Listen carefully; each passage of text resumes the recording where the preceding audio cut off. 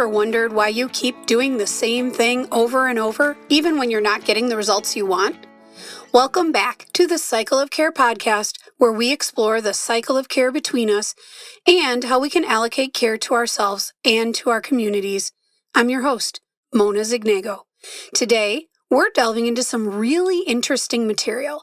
We are going to talk about the fascinating interplay between two distinct modes of our brain, the instrumental brain and the relational brain, and how balancing these can facilitate growth and movement forward. For example, changing our approach to personal goals, like New Year's resolutions, for example. We need both the instrumental and relational aspects of our thinking processes, but when we over-rely on one at the expense of the other, we create barriers to sustainable growth and disrupt the flow of care between ourselves and others. We can fall into what I'm going to call a brain trap of sorts, and may need to course correct to move forward in a solution-oriented manner. So today, we are going to talk about the instrumental brain and the relational brain, and the two ways our brain processes information, makes decisions, and interacts with others. The content for today on the instrumental and relational brain comes from Sarah Payton's book, Your Resonant Self, where she explains that the instrumental part of our brain operates by focusing on details, tasks, strategies, and problem solving. The instrumental brain is efficient, structured, and action-driven. It helps us get things done. This aspect of our brain is task-oriented, focusing on efficiency, planning, and achieving specific outcomes. It's the part that sets goals, creates strategies, and measures progress. For instance, when someone decides to start a new exercise regimen as a New Year's resolution, it's their instrumental brain that outlines the workout schedule and tracks performance. The relational brain is the part that tunes into emotions, body sensations, and connection. It allows us to engage with others deeply, recognize emotional patterns, and create meaning beyond facts and figures. The relational brain is attuned to emotions, social connections, and the broader context of our experiences. It emphasizes empathy, understanding, and the quality of our relationships, including the relationship we have with ourselves. In the context of a new fitness goal, the relational brain considers how this change aligns with one's identity, emotional well-being, and social interactions. Now, both of these brain modes are necessary, and interestingly enough, both operate on completely different tracks of neural tissue in the brain. The instrumental brain is run with a whole different group of neurochemicals than the relational brain. The instrumental brain is run by dopamine, and the relational by oxytocin and endogenous opioids. We need the instrumental brain to move forward, accomplish goals, and take action. We need the relational brain to foster trust, understand others, and navigate the complexities of human emotions. Both modes are essential. However, an imbalance, favoring one over the other, can catch us in that brain trap, hindering our ability to grow, move forward, fully understand ourselves and others, and achieve our goals. And when we spend too much time in either area, we can potentially disrupt the flow of care between ourselves and others. To bring us back to our original example, in January, a lot of us set ambitious goals to improve our health, and so we resolved to go to the gym, myself included. This decision is often driven by the instrumental brain, focusing on measurable outcomes like weight loss or muscle gain. This can often lead to setting the same goal year after year with a disconnect from setting the goal, troubleshooting, and problem solving in a connected relational way when we don't keep up this habit as the months continue. I mention this because research indicates that a significant majority of New Year's resolutions fail, with many people abandoning their goals within weeks. This high failure rate can be attributed to several factors that contribute to this cycle of doing the same thing over and over with the same lack of desired outcomes. The first is that we set unrealistic goals. We get stuck in our instrumental brain when we set overly ambitious targets without connecting the dots with our current lifestyle and limitations. This can lead to discouragement and lack of follow-through. Second, By neglecting emotional and social factors, we are living too much in the instrumental brain by focusing solely on the physical aspects of a goal without addressing the emotional and relational components.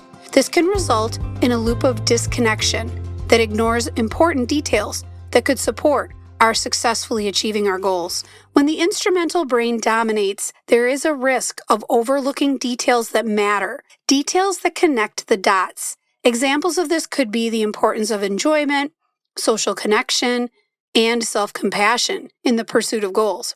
The instrumental brain thrives on efficiency.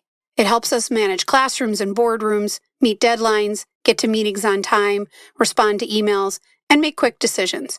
But what happens when the instrumental brain efficiency overtakes relational brain connection? Well, we stop seeing people, we only see their behavior, we react instead of listening, and we move from one task to another without pausing to reflect. We also can get stuck in a loop of doing the same ineffective things over and over without achieving the results that we want. Neuroscience shows that lasting behavior change requires both instrumental structure and relational meaning. The instrumental aspects of our brain may get us started, but without relational reinforcement, the new habit doesn't stick. This instrumental brain trap is why many people repeat the same goal year after year without success. They aren't engaging the relational brain to troubleshoot, reflect, and emotionally connect to their goal. Here's another example. I remember a day when I was teaching at a small urban high school. I had a lot going on that day, and I remember feeling overwhelmed with a million things on my to-do list. That day, one of my students, Kira, kept wandering the halls, unable to sit still. It was against school rules, and I'll be honest, I was annoyed. Every time I saw her, I could just feel my frustration rising.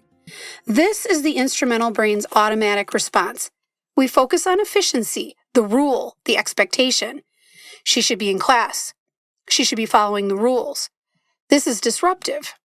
But then, I felt like something was whispering to me, and I know now that it was a small signal from my relational brain urging me to pause. So instead of reacting, I took a deep breath. I moved into a relational space, and I invited Kira to talk. And that's when I learned the truth. She hadn't slept the night before, because her uncle had played a cruel prank on her, making her believe there was a fire, forcing her outside into the freezing cold where she slipped and hit her head. She was exhausted, scared, and hurting. And had I stayed stuck in instrumental mode, I would have only seen her behavior, not what was underneath it. This is the cost of living too much in the instrumental brain.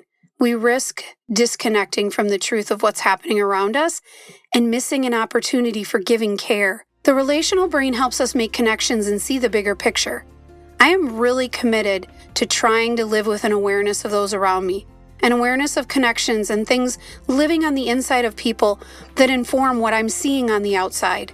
But I know I have a ways to go. I am definitely a work in progress. I'm trying my best, but I am a work in progress, for sure. Later in this podcast, I will share an activity that I do to try to continue to build my awareness so that I can bring care into the world more fully and effectively, and I hope it will be helpful to you. Okay, let's shift gears and talk about the relational brain. To create lasting change, it's crucial to engage the relational brain alongside the instrumental brain. This integration involves understanding personal motivations, reflecting on why a particular goal matters on a deeper level can enhance commitment. For example, exercising not just to lose weight, but to feel more energetic and improve mental health. So for me, instead of saying, I'm going to the gym every day, I said, I am going to do some type of exercise every single day that targets my physical and mental health, even if it is a 10-minute walk or a 5-minute stretching session. One way or the other, I'm going to do something every single day. Building social support. Sharing goals with friends or joining a community can provide encouragement and accountability. For example, I have a group text with some friends where we check in every day and encourage each other to maintain our fitness goals. Practicing self-compassion. Recognizing that setbacks are a natural part of any journey and treating oneself with kindness can prevent discouragement. I try the best I can to continually keep a positive attitude and do some type of workout each day, again, even if it's only for a few minutes. By aligning goals with personal values and social connections, the process becomes more meaningful and sustainable, and we can move forward in solution-oriented ways that bring more balance and care to our lives. In episode 3, I talked about the ripple effect of our actions. Each day, taking a moment to ripple care outward and be aware of care rippling towards us. These are also things we can do to find balance between the two types of brain modalities. But what happens on the other end of the spectrum when we over-rely on the relational brain? The relational brain is the foundation of care, empathy, and connection. It's what allows us to tune into others, create safe spaces, and hold emotional complexity. But when we spend too much time here, we run into some challenges. We take on too much emotional labor. We struggle to make decisions because we don't want to disrupt harmony. We absorb others' emotions to the point of exhaustion. And we hesitate to set boundaries, fearing we might hurt someone. I've worked with folks who pour everything into those with whom they work, into their families, and into their communities. So much so that they may lose themselves in the process. They feel deeply, they hold space for others, but they struggle with balance and self-care.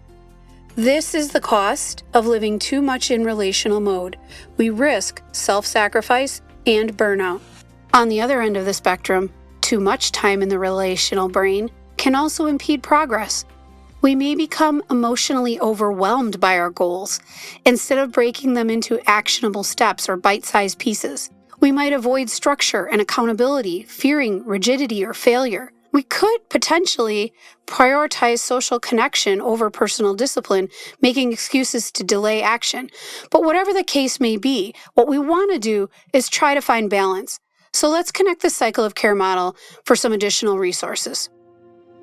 Care is the mostly invisible giving and receiving of energy that flows between people. I developed the cycle of care model, which comprises 4 interconnected elements of relationships, listening, thinking, and responding, to try to narrow down this larger concept into bite-sized pieces. Let's talk about each one of these elements, starting with relationships. In the context of our content today on the instrumental and relational brain, we ask, are we attuned to and connecting with ourselves and others? This involves understanding not only what instrumentally needs to be done, but also the connections and relational aspects of the bigger picture. Listening. We are looking for the gathering of rich sources of information here. Are we truly listening for and hearing not only what we need to get done, but also the relational connections between the data or information we have gathered? And then thinking. Are we reflecting deeply on the finite tasks before us and balancing that with the connections to the bigger picture? Responding. Are we choosing to respond in ways that accomplish the tasks that we need to get done while nurturing well-being and fostering relational, helpful connections to all possibilities? Balancing the instrumental and relational aspects of our brain allows us to navigate these elements with awareness and intention, leading to more growth and solution-oriented movement forward. I created the cycle of care model to help us understand the elements involved in giving care. Generally speaking, again, care is the energy that flows between us. Care moves between us, shaping our interactions, our relationships, and even our sense of belonging. Every time we engage with another person, the cycle of care is either facilitated or disrupted. When care is facilitated, energy flows easily and smoothly between us. We may feel seen, heard, and valued. We may notice that we are able to connect and grow, learn, and move forward together. When care is disrupted, there's an impediment to the smooth flow of energy between us, and we may experience disconnect, frustration, or even harm. Understanding this flow of care allows us to be intentional about how we show up for others and for ourselves. And in the context of our content today, may help us to find better balance between the instrumental and relational areas of the brain. Digging back into these 4 key elements, we wonder in the context of relationships, are we attuned to one another? Care begins with attunement and connection, the ability to recognize and respond to what's happening in another person. This isn't just about noticing someone's words, it's about picking up on body language, energy, and emotional state. For example, when Kiera was wandering the halls, my instrumental brain initially saw the behavior, a student breaking the rules. But when I pause to attune and connect with her, my relational brain recognized something deeper. She was in distress. My hope is that I can continue to build my awareness and get better and better at this. I'm not there yet, but I'm working on it. Attuning and connecting means asking, what is this person feeling? How are they showing up in this moment? What do they need from me? Connection? Space? Reassurance? When relationships are strong, care flows naturally. When relationships are strained or neglected, care is often disrupted before we even realize it. The next element in the cycle of care is listening. Are we hearing what is truly being communicated?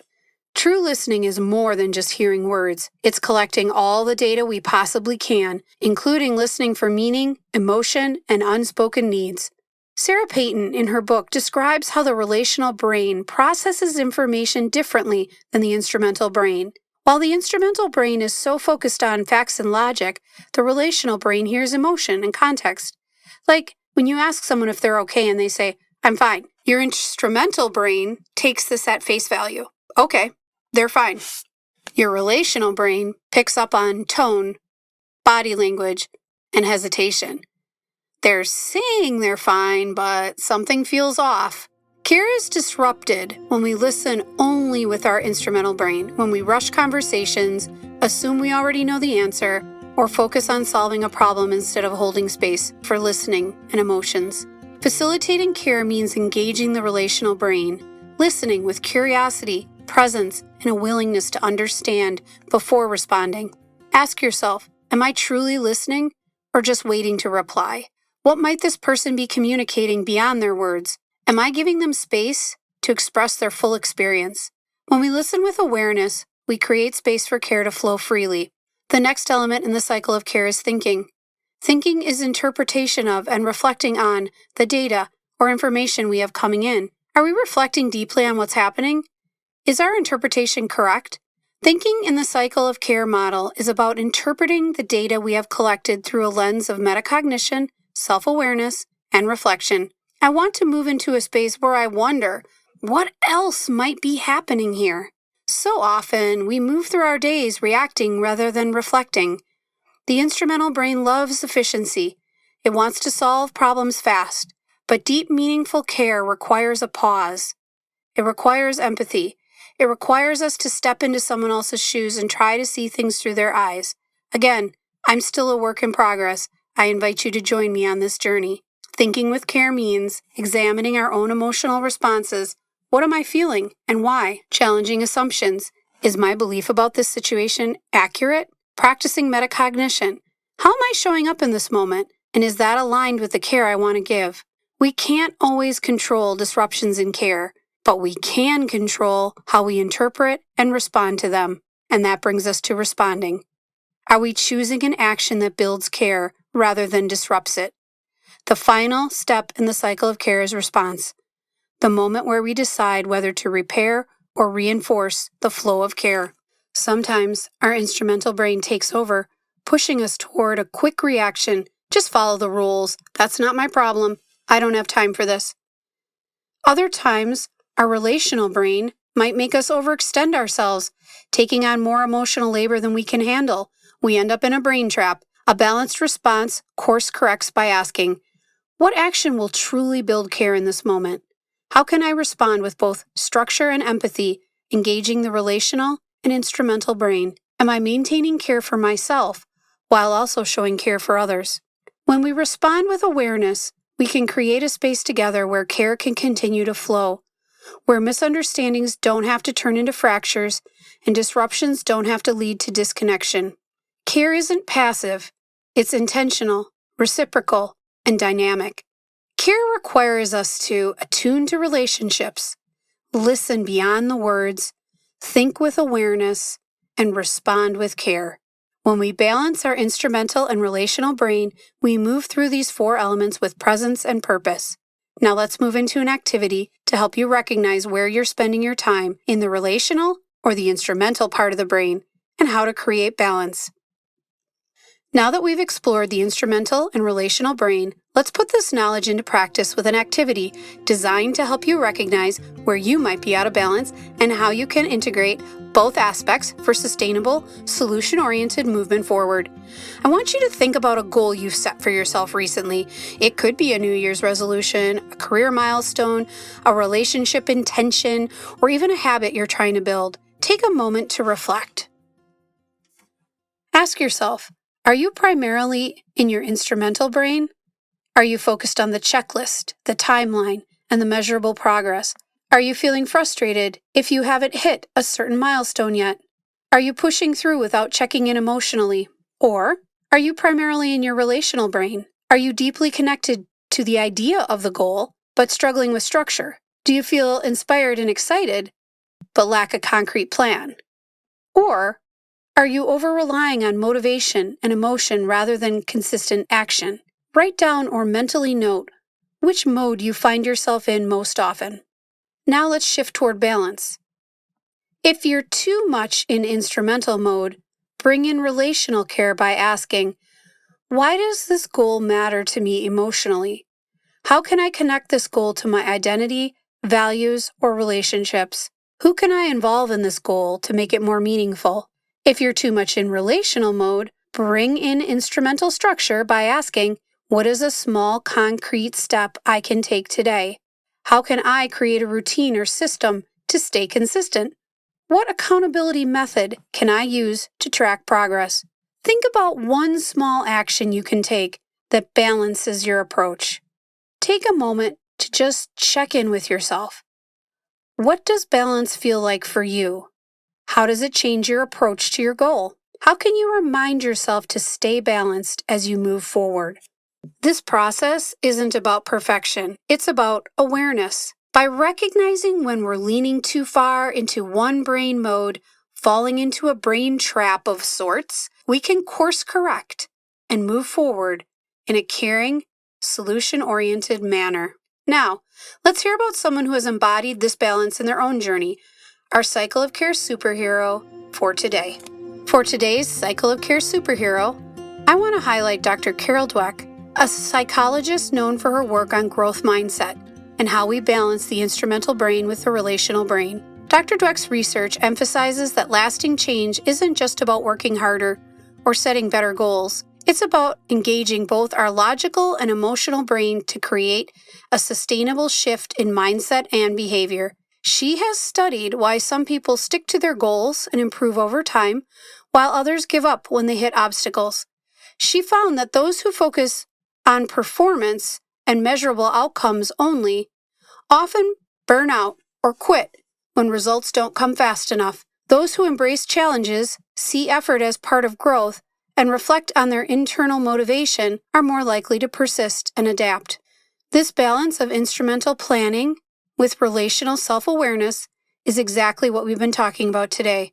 Dr. Dweck is a Cycle of Care superhero because she teaches us that to truly grow, we need structure and connection, discipline and self-compassion, action and reflection. She challenges us to ask better questions when we hit roadblocks. Instead of, why am I failing? Ask, what can I learn? Instead of, why can't I do this? Ask, what's another way forward? Instead of, I'm just not cut out for this. Say, I'm still learning. That's the power of integrating both the instrumental and relational brain into our mindset. This week, I invite you to notice where you are spending most of your time, your instrumental brain or your relational brain. Are you so focused on efficiency that you're missing deeper meaning and connection? Or are you so focused on emotional engagement that you're struggling to take action and move forward? Care for yourself through taking one small step to bring balance. If you're in instrumental mode, pause. Ask yourself why your goals matter emotionally. Who else is impacted? How can you enjoy the process, not just the outcome?